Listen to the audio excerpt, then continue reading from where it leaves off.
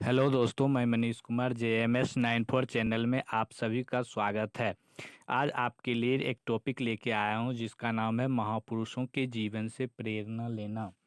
प्रेरणा लेकर अपने जीवन में उसको उतारना और अपने लाइफ को एक सफल बनाना। तो महापुरुष के जीवन के छोटे छोटे प्रसंग भी बहुत प्रेरणाप्रद होते हैं।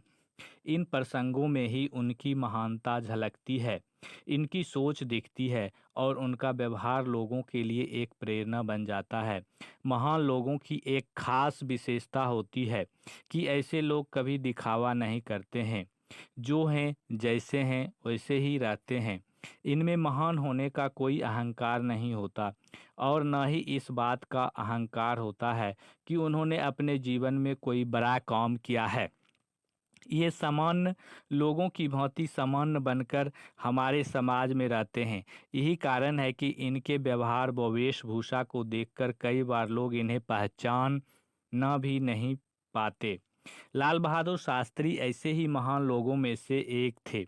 भारत के दूसरे प्रधानमंत्री का पद संभालने वाले लाल बहादुर शास्त्री का जीवन सादगी और सज्जनता की प्रतिमूर्ति था। जब भी वे राजनीतिक क्षेत्र में कोई असभ्य व आचरण विहीन घटना घटती तो इसके विपरीत की मिसाल देने के लिए सदैव शास्त्री जी का ही नाम स्मरण किया जाता है। वास्तव में शास्त्री जी का पूरा जीवन एक मिसाल था। वे एक ऐसे इंसान थे जो प्रधानमंत्री बनने के बाद भी अपने जीवन के उन दिनों को नहीं भूले जब वे मात्र ₹2.5 में अपने पूरे महीने का गुजारा किया करते थे। सन 1961 में जब गोविंद वल्लभ पंत जी के बाद लाल बहादुर शास्त्री जी को देश का गृह मंत्री बनाया गया, तो उस समय उनका अपना कोई घर नहीं था, यानी उनके पास इतने पैसे की जमा पूंजी भी नहीं थी कि जिससे वे अपना एक घर भी बना सके। प्रधानमंत्री पद के दौरान एक बार शास्त्री जी दिल्ली से आगरा जाने के लिए ट्रेन से गए। उस समय मंत्री, पुलिस अधिकारी और अन्य विशिष्ट अधिकारीगण प्रथम श्रेणी के डिब्बे की तरफ उनका स्वागत करने के लिए दौड़े, लेकिन उन सबको यह देखकर तब बहुत आश्चर्य हुआ जब प्रधानमंत्री लाल बहादुर शास्त्री तृतीय श्रेणी के डिब्बे से नीचे उतरे। किसी को यह आशा ही नहीं थी कि प्रधानमंत्री पद होते हुए भी वे तृतीय श्रेणी में यात्रा करेंगे।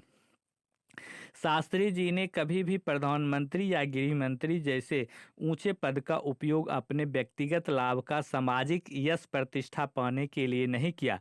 सदैव देश के हित के बारे में ही सोचा और इस पद पर रहते हुए सर्वहितकारी श्रेष्ठ कार्यों को ही अंजाम दिया। महान लोग वे नहीं होते जो अपने जीवन में बहुत ऊंची सफलता पाते हैं और उस सफलता पर गर्व महसूस करते हैं, बल्कि महान लोग वे होते हैं जो सादगी, उच्च विचार व त्याग का मार्ग अपनाते हैं। सांसारिक संबंधों में बंधकर भी वे अपने समाज व देश के प्रति कर्तव्यों को नहीं भूलते और उनका भली प्रकार निर्वहन करते हैं।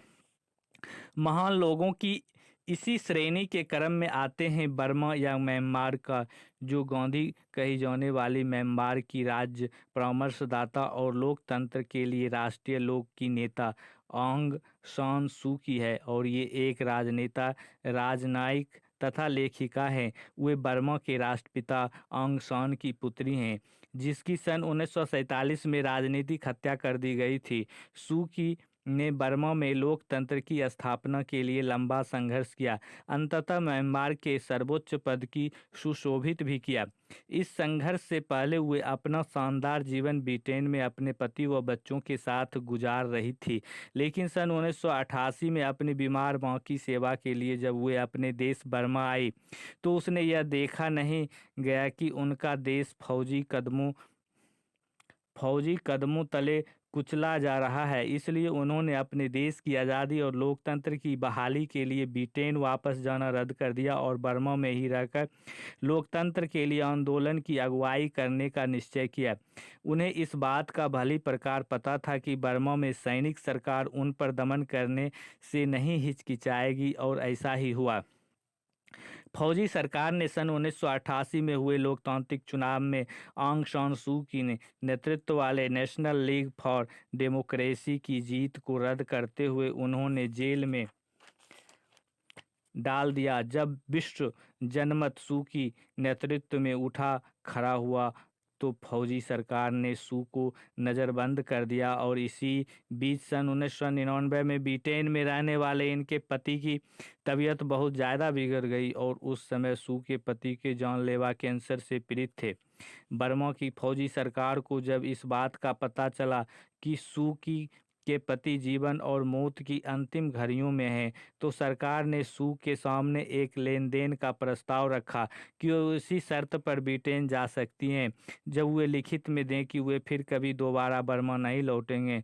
सू ने की फौजी सरकार की यह बात मानने से इनकार कर दिया और उसके बाद उनके पति का भी निधन हो गया।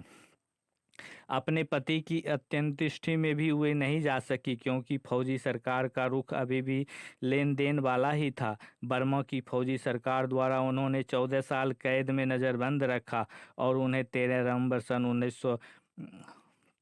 नवंबर सन 2010 को रिहा किया गया था और आंग सान सू की सन 1990 में रफ्तो पुरस्कार व विचारों की स्वतंत्रता के लिए सखारोव पुरस्कार, सन 1991 में नोबेल शांति पुरस्कार, सन 1992 में अंतर्राष्ट्रीय सामंजस्य के लिए भारत सरकार द्वारा जवाहरलाल नेहरू पुरस्कार से सम्मानित किया गया। यह एक दुर्भाग्य है कि उन्हें पुनः फौजी सरकार ने नज़रबंद कर दिया। महान लोगों की श्रेणी में अगले क्रम के विचारों के धनी हैं महान लेखिका अगाथा क्रिस्टी ने। इस चर्चित जासूसी लेखकों में से एक थी जिनके उपन्यासों को लाखों प्रतियां बिकती थी। अगाथा क्रिस्टी का बचपन बेहद तकलीफ़ों से भरा हुआ था और कई परेशानियों से गुजरा था। इनकी पढ़ाई लिखाई कभी व्यवस्थित नहीं रही थी, इसलिए पूरी ज़िंदगी वे पढ़ने और सीखने में लगी रही।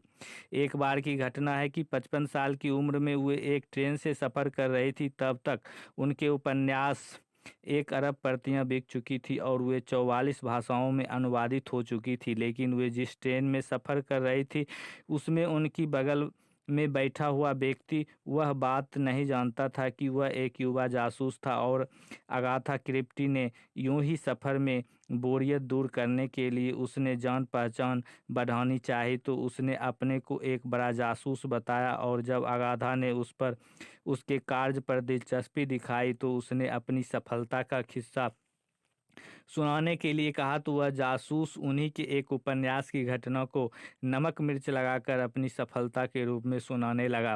अगाथा क्रिस्टी पूरे समय बड़ी रुचि के साथ उसकी तारीफ व सराहना करती हुई कहानी सुनाती रही। लगभग 24 घंटे बाद जब उनकी सफ़र खत्म हुई तो उन्होंने सफ़र को शानदार ढंग से बिताने में उस जासूस की मदद के लिए धन्यवाद दिया और जब अंत में उस जासूस उनका नाम पूछा तो उन्होंने बड़ी सहजता से बताया। अगाथा क्रिस्टी सच्चाई जिनके दिल में बसी थी उन्होंने भांति भांति के आवरण में न ओढ़े और सच के साथ दुनिया में आगे बढ़े। ऐसे ही लोगों में एक हैं ब्रिटेन की एक चर्चित पॉप सितारा सर क्लिफ रिचर्ड। दिसंबर 1999 में एक सर्वेक्षण के दौरान उन्होंने दुनिया के सबसे चर्चित ईसाई के रूप में चिन्हित किया। सर्वेक्षण में यह पाया गया कि सर क्लिफ रिचर्ड लोग पॉप जॉन पॉल द्वितीय ने भी ज़्यादा जानते हैं तथा क्लिफ जन्म भारत में उत्तर प्रदेश की राजधानी लखनऊ में हुआ था। उनका वास्तविक नाम हैरी वेब था पर लखनऊ में रहते हुए भी वे हिरन बॉब के रूप में मशहूर हुए थे। दुनिया के महान लोगों सिर्फ अपनी खास सफलता के संबंध में ही महान नहीं होते बल्कि उनकी ज़िंदगी का एक एक कदम उनकी किसी न किसी खूबी तथा उनकी महानता का बखान करता है। इसी क्रम में एक इजराइल ने भी सबसे कम उम्र के प्रधानमंत्री बेंजामिन नेतन्याहू थे। एक बार जब इनकी कार्यकाल के दौरान युगांडा में इजराइल के विमान का अपहरण कर लिया गया तो इजराइल ने अपहरणकर्ताओं में बंधक छुड़ाने के लिए कमांडो कार्रवाई की और उन्होंने बड़े भाई जोनाथन की मौत हो गई। लेकिन जब कमांडो कार्रवाई सफल हुई तो विमान की युगांडा इजराइल लाया गया तो उन्होंने इस कार्रवाई में मारे गए हवाई अड्डे के एक कर्मचारी का सबसे पहले अपना कंधा दिया और उसे सैल्यूट किया। उन्होंने कभी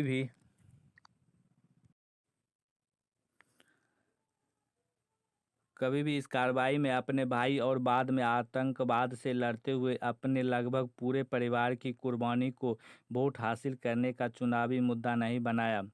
जॉन माने अर्थशास्त्री अमर्त्य सेन ने महान लोगों में से एक हैं। महज 23 साल की उम्र में जब उन्होंने जाधवपुर विश्वविद्यालय में अर्थशास्त्र का प्रमुख बनाया गया तो उनके वरिष्ठों ने इस बात में हंगामा खड़ा कर दिया। लेकिन विश्वविद्यालय में उस समय के तत्कालीन कुलाधिपति ने तभी कहा कि अमर्त्य सेन जीवन में बहुत आगे जाएंगे, और बाद में ऐसा हुआ भी।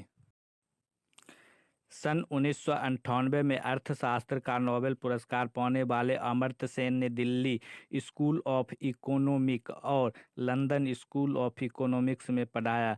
वे ट्रिनिटी कॉलेज, कैम्ब्रिज, लंदन में पहले गैर ब्रिटिश प्रमुख बने। जीवन में कई ऊंची ऊंची सफलताएं व यश सम्मान पाने के बावजूद वे हर वर्ष शांति निकेतन आते हैं, क्योंकि वे यहीं पले बढ़े और शिक्षित हुए, जहां आकर वे अपनी वही पुरानी जिंदगी जिया करते हैं जब वे अपने जीवन में कुछ नहीं बल्कि अन्य लोगों की तरह ही एक सामान्य व्यक्ति थे। दोस्तों, यह वीडियो पसंद आया होगा तो लाइक, शेयर एंड सब्सक्राइब करें।